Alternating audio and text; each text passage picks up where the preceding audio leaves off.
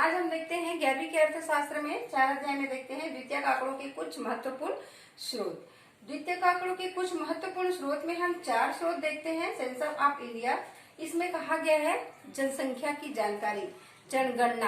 जनगणना करते हैं प्रत्येक 10 वर्ष में। हम यहाँ हमारे देश में जनगणना होता है। जनगणना में हम क्या करते हैं, प्रत्येक घर घर जाके, चाहे गांव में हो, शहर में हो, हर मोहल्ला में जाके प्रत्येक घर में जाते हैं और वहां पर घर में जाके प्रत्येक जानकारी लेते हैं कि वहां पर कितने सदस्य हैं, कितने औरत हैं, कितने पुरुष हैं, कितने बच्चे हैं, बुजुर्ग हैं, पूरे डिटेल हम वहां पर लेते हैं।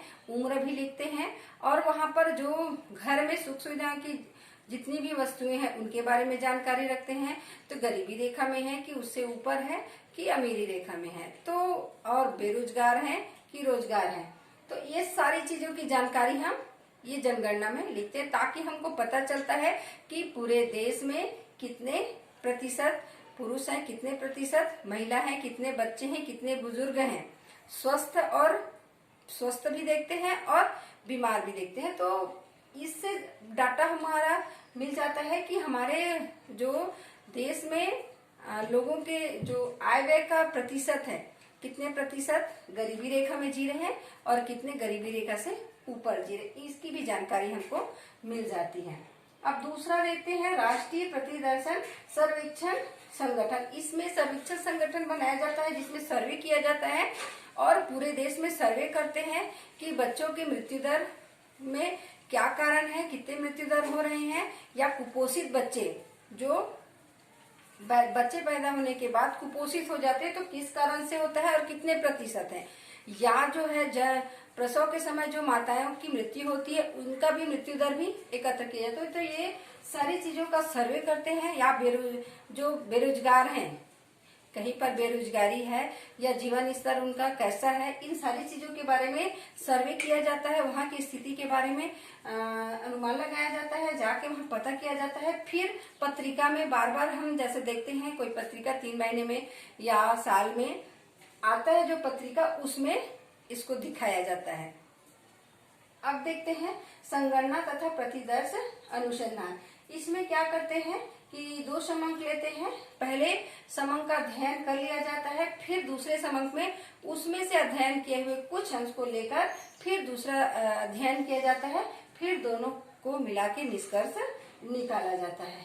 फिर चौथा है संगणना खोज या अनुसंधान प्रणाली। संगणना खोज या अनुसंधान प्रणाली में कहा गया है कि इसमें अगर हम खोज करते हैं, अनुसंधान करते हैं, तो उसकी जानकारी रखने के लिए हम 11वीं के ही बच्चों का देखते हैं कि अर्थशास्त्र में उनका कितना अंक आया है, तो हमको पूरे बच्चों का अंक लेंगे, पूछेंगे, जानकारी रखेंगे कि आपका अर्थशास्त्र में, यहाँ जैसे एक 11वीं क्लास में 100 बच्चे हैं तो 100 बच्चे का हमको अंक प्राप्त करना है, तो सब प्रत्येक बच्चों से पूछेंगे और उनका अंक हम लिखेंगे, तो हमको जानकारी हो जाएगा कि 11वीं में 100 बच्चे हैं, 100 बच्चों का अर्थशास्त्र में कितना कितना अंक आया है।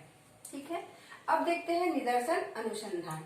निदर्शन अनुसंधान वो होता है जिसमें हम किसी चीज को एक नियत मानकर उसको संपूर्ण जो हम डाटा एकत्र करते हैं उसका एक निश्चित मान लेते हैं। उसको मान मानकर हम उसका पूरा संपूर्ण का डाटा एकत्र करते हैं। जैसे हम किसी एक पुस्तक है, हम जैसे ये पुस्तक ले रहे हैं, एक पुस्तक है, इस पुस्तक का हम एक पेज का हम यहाँ पर गिनती करेंगे कि इस पेज में कितने शब्द हैं।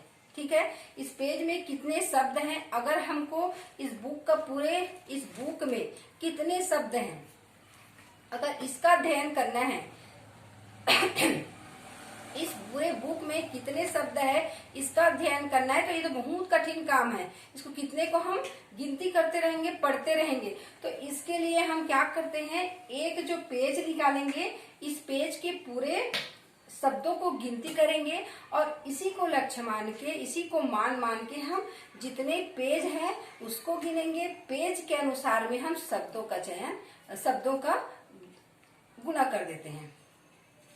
एक पेज लेंगे, एक पेज का हम पूरा गिनती करेंगे, उसके पास जितने भी पेज है फिर उसके आधार पर हम पूरे शब्दों का जोड़ करते हैं। जितना आया है शब्द। तो एक मान लिया जाता है। निदर्शन में क्या करते हैं कि एक मान रखते हैं, मान के आधार पर हम गणना करते हैं। अगर हमको कहा जाएगा कि इस बुक में कितने शब्द हैं, तो बुक को पूरा हमको खोलना, एक एक पेज में शब्द गिनना बहुत कठिन है।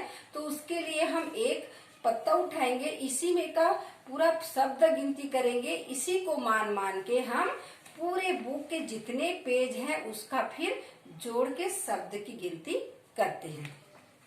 तो समझ में आया निदर्शन अनुसंधान। ठीक है, तो निदर्शन अनुसंधान के गुण बताया गया है। गुण में कहा गया है कि समय की बचत होती है, क्योंकि हम पूरे बुक को पढ़ेंगे तो बुक को पढ़ने के लिए हमको बहुत ज्यादा समय चाहिए। तो उसको एक एक शब्द की गिनती के लिए समय चाहिए। तो अगर हम एक को लक्ष्य मानकर पूरे गिनती करते हैं तो इसमें समय की बहुत बचत होती है, क्योंकि हम पूरा गिनेंगे तो बहुत समय लगेगा, और एक को लक्ष्य मानते हैं तो समय बचत होती है। दूसरा होते हैं धन की बचत। उसको गिनती करने के लिए हमको जो गिनती करने वाले हैं उसकी जरूरत पड़ती है, तो इसमें गिनती करने वाले की भी बचत होती है, तो उसको हम तो कुछ ना कुछ तो देना पड़ता है, तो इसमें धन की भी बचत होती है। तीसरा है अधिक गहन अध्ययन।